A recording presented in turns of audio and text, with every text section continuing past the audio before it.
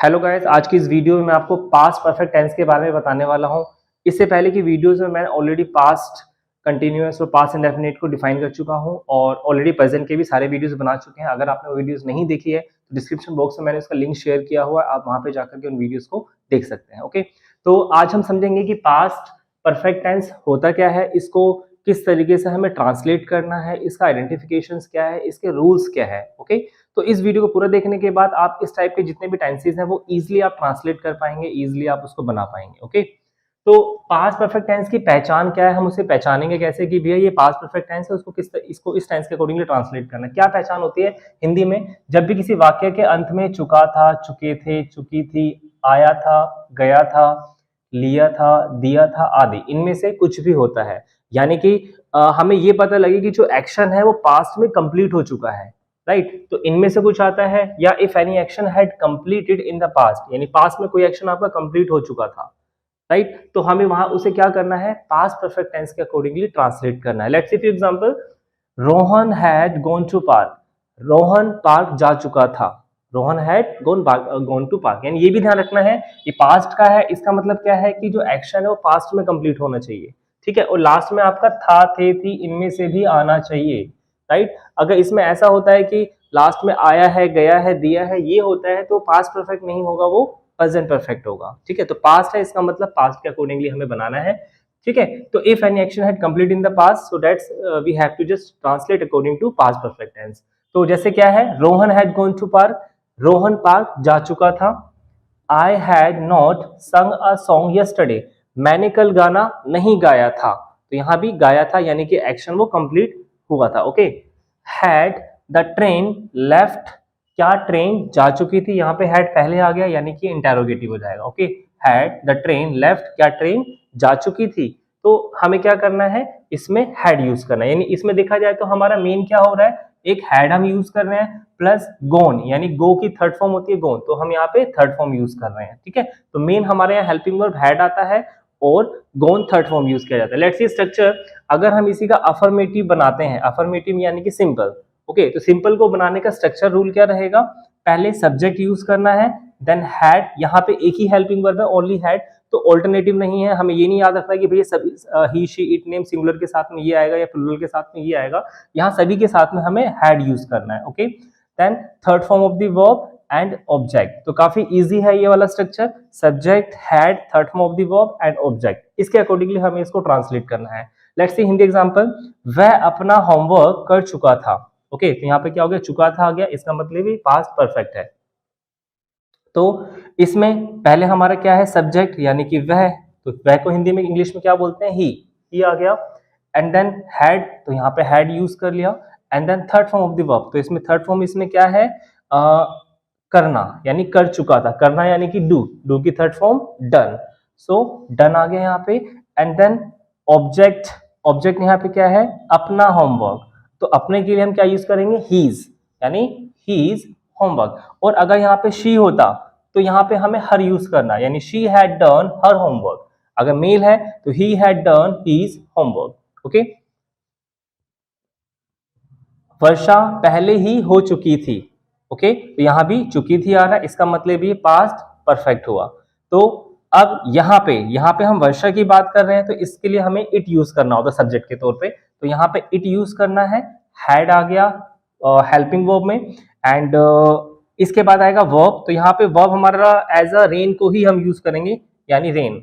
Okay, और एक चीज और है, यहाँ पहले ही है, पहले ही के लिए हम यूज करते हैं already. Okay, so it had already rained, तो रेन की हम थर्ड फॉर्म में ईडी लगा देंगे, rain, so it had already rained. Okay, तो इस तरीके से आप इजिली है पास्ट परफेक्ट टेंस को ट्रांसलेट कर सकते हैं। आपको ये ध्यान रखना है कि एक्शन जो है पास्ट में कोई कंप्लीट हो चुका था, जैसे फॉर एग्जांपल हम कहते हैं मैंने गाना गा लिया था, ठीक है, उसने वह स्कूल जा चुका था। ओके, तो इस टाइप के जितने भी एग्जांपल्स होंगे वो सारे हमें क्या करने हैं, पास्ट परफेक्ट टेंस के अकॉर्डिंगली ट्रांसलेट करना है। लेट्स सी नेक्स्ट, नेगेटिव, अगर हमें नेगेटिव सेंटेंस बनाना है जिसमें नेगेटिव मींस नकारात्मक, जिसमें हम नहीं का यूज करते हैं, तो उसके क्या स्ट्रक्चर रहेगा, firstly we have to use subject, then had, not, तो यहाँ पे हमें नॉट जो यूज करना है वो हैड के बाद में यूज करना है, तो had, not, third form of the verb and then object. तो देखा जाए सेम इसके अकॉर्डिंगली है, बस हमें यहाँ पे क्या करना, नॉट यूज करना है, वो भी कहाँ, हैड के बाद में यूज करना है, ठीक है। तो सभी में कोई भी नेगेटिव सेंटेंस हो, चाहे वो पास्ट की टेंस का किसी का भी हो, चाहे वो पास्ट इंडेफिनिट हो, कंटिन्यूअस हो, प्रेजेंट का हो, तो उसमें नेगेटिव में हमें जो नोट यूज करना होता है वो हमेशा हेल्पिंग वर्ब के बाद में यूज करना होता है। ओके, लेट्स एग्जांपल, उसने अपना होमवर्क नहीं किया था। ओके, अब यहाँ पे नहीं आ गया, इसका मतलब ये नेगेटिव है, नकारात्मक है, तो हमें उसके अकॉर्डिंगली बनाना होगा। सो ही हैड नॉट, तो हमने यहाँ पे नॉट यूज किया, यानी हैड नॉट यूज किया। He had not done his homework. Okay, he had not done his homework. मैं अमेरिका नहीं गया था, मैं अमेरिका नहीं गया था, तो यहां भी नहीं आ गया, नेगेटिव हुआ। I had not gone to America, I had not gone to America. तो इसमें मेन चीज हमें याद क्या रखनी है, 3 पॉइंट है वो आपको याद रखने हैं। फर्स्ट, एक्शन जो है वो पास्ट में कंप्लीट होना चाहिए था। Okay, and second, helping verb हमें इसमें यूज करनी है, यहाँ पे हेल्पिंग वर्ब हमें यूज करनी है बेसिकली हैड, और थर्ड फॉर्म वर्ब की यूज करनी है। ओके, तो ये चीज आप याद रखेंगे तो इजिली आप इस टाइप के टेंसेस को ट्रांसलेट कर पाएंगे। ओके ओके, नेक्स्ट अगर हमें इसमें इंटेरोगेटिव बनाना है तो इंटेरोगेटिव किस तरीके से बनाना है, इंटेरोगेटिव यानी कि पर्सनवाचक। ओके, तो जब कोई आपको क्वेश्चन कर रहा है यानी कि एज अ पर्सनवाचक वाक्य है इसी में, तो किस तरीके से आप उसको ट्रांसलेट करेंगे। तो इसका स्ट्रक्चर रहेगा, firstly WH family word, had, subject, third form of the verb and then object आएगा। ओके, तो WH फैमिली वर्ड जो W से स्टार्ट होता है, like how, when, what, who, whose, whom, like these. Okay. क्या उसने अपना होमवर्क कर लिया था। ओके, तो ज्यादातर हमारे क्वेश्चंस में क्या होता है, पर्सनवाचक में, इंटेरोगेटिव में क्या पहले आता है। ओके, तो जब क्या पहले आएगा तो वहां पे क्या करना है, जो हैड है वो पहले यूज करना होगा। ओके, तो क्या उसने अपना होमवर्क कर लिया था, had he done his homework. Okay, had he done his homework. तो यहाँ पे हमें हैड पहले यूज करना है, ठीक है, बिकॉज क्या पहले है, तो ये ध्यान रखना है। इसके पहले की वीडियो में मैंने एक्सप्लेन कर रखा है कि WH हमें कब कैसे यूज करना होता है, ठीक है। तो सिंपल सा कंसेप्ट है, जब क्या पहले आएगा तो वहां पे आपने हैड यूज करना है। लेकिन अगर यही क्या हमारा बीच में कहीं पे आता है तो हम इस क्या का यूज करेंगे, व्हाट। ओके, क्या का मतलब व्हाट होता है, तो हम यहाँ पे व्हाट यूज करेंगे। बट यहाँ पे हम व्हाट इसलिए नहीं यूज कर रहे हैं क्योंकि क्या हमारा जो है वो पहले आ गया है। क्लियर। नेक्स्ट, क्या कल रोहन आया था, क्या कल रोहन आया था, यहाँ भी क्या पहले आ गया है, तो हेल्पिंग वर्ब पहले आ जाएगी, has Rohan come yesterday, had Rohan come yesterday. Okay, वह कल क्यों आया था, वह कल क्यों आया था। तो अब देखिए यहाँ पे क्यों आ गया आपका बीच में, तो क्यों इंग्लिश में क्या बोलते हैं, वाई।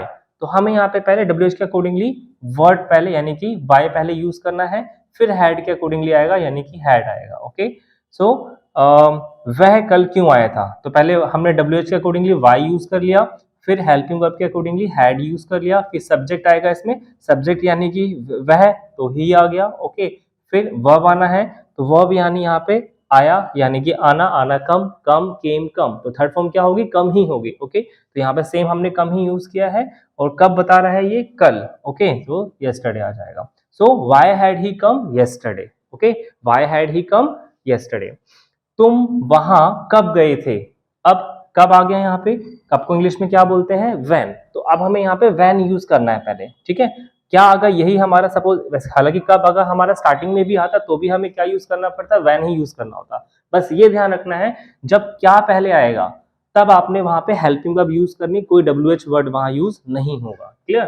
तो कब यानी कि व्हेन, हेल्पिंग वर्ब हैड आ गया, फिर सब्जेक्ट आपका क्या है यहाँ पे, तुम, तो यू यूज कर लिया, व्हेन हैड यू। ओके, फिर थर्ड फॉर्म आना है वर्ब की थर्ड, तो गए यानी कि गो, गो की थर्ड फॉर्म गोन, तो गोन आ गया। एंड देन वहां, वहां यानी कि ऑब्जेक्ट हो गया, तो देयर, वहां को देयर बोलेंगे। So when had you gone there, तुम वहां कब गए थे। ओके, तो इंटेरोगेटिव में आपने ये ध्यान रखना है, WH फैमिली वर्ड अगर कोई यूज होती है तो वो पहले आएगा, अदरवाइज आपने हेल्पिंग वर्ब यूज करनी है। ये कैसे पता लगेगा हमें कि WH फैमिली वर्ड यूज करनी है और नहीं यूज करनी है, तो नहीं यूज करने का कंसेप्ट सिंपल है, जब क्या पहले आएगा तो वहां कोई भी WH वर्ड यूज नहीं होगा, सिंपल आपने हेल्पिंग वर्ब पहले यूज करनी है और अकॉर्डिंग टू स्ट्रक्चर आपने उसको ट्रांसलेट करना है। ओके, अब इसी तरीके से अगर हम बनाते हैं इंटेरोगेटिव और नेगेटिव, यानी इंटेरोगेटिव नेगेटिव मतलब जिसमें नकारात्मक भी हो और प्रश्नवाचक भी हो, यानी ऐसा वाक्य जिसमें क्वेश्चन भी पूछा जा रहा है और नहीं का भी इस्तेमाल किया जा रहा है, नहीं का भी यूज हो रहा है, तो उसको हम बोलते हैं इंटेरोगेटिव एंड नेगेटिव। यानी we generally say interrogative negative are दो sentences we generally we use questions and also we use not, जिसमें क्वेश्चन भी होगा और नोट भी होगा, उसी को बोलते हैं इंटेरोगेटिव एंड नेगेटिव। तो यहाँ पे हमें सिंपल सा कंसेप्ट है, सेम यही कंसेप्ट फॉलो करना है, बस करना क्या है आपको, सब्जेक्ट के बाद में आपने नोट यूज करना है, राइट। तो सेम यही स्ट्रक्चर रहेगा, बस देखा जाए तो हमें इसके बाद में नोट ऐड करना है, किसमें, नेगेटिव और इंटेरोगेटिव में, ठीक है। तो जब इंटेरोगेटिव या नेगेटिव होगा यानी दोनों हो, उसमें क्वेश्चन भी होगा और नहीं भी होगा, तो बिल्कुल भी कंफ्यूज नहीं होना है, इंटेरोगेटिव के अकॉर्डिंगली ट्रांसलेट करना है, बस सब्जेक्ट के बाद में नोट लगा देना। लेट्स सी, क्या उसने अपना होमवर्क नहीं किया था। अब यहाँ पे क्या भी है और नहीं भी है, नहीं भी आ गया और क्या भी आ गया, तो क्या यानी क्वेश्चन हो गया और नहीं यानी कि नकारात्मक हो गया, नहीं वाला क्वेश्चन, ठीक है।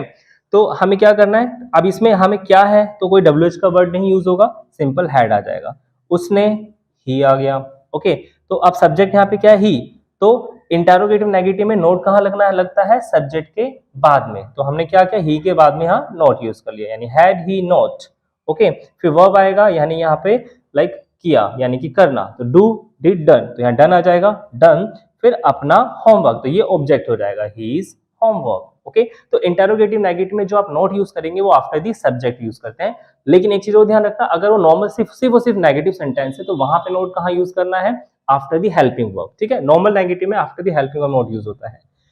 तुम वहां क्यों नहीं गए थे, ओके, तुम वहां क्यों नहीं गए थे। अब यहाँ पे क्यों भी आ गया, नहीं भी आ गया, तो यानी क्वेश्चन भी है और नहीं भी है, राइट, यानी कि पर्सनवाचक भी हो गया, नकारात्मक भी हो गया।